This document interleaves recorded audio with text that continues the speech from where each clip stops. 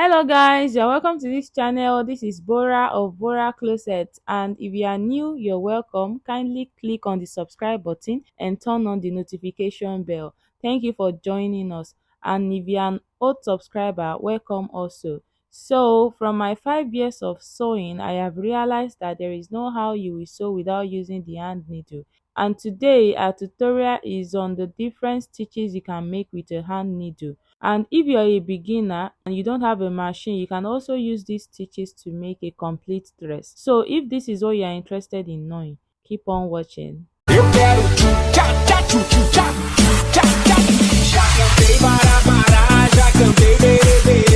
So right here on your screen are the stitches I made in 2018 when I started learning how to sew. That's more than 5 years ago. That time I was wondering why I was told to use hand to sew these things instead of the machine.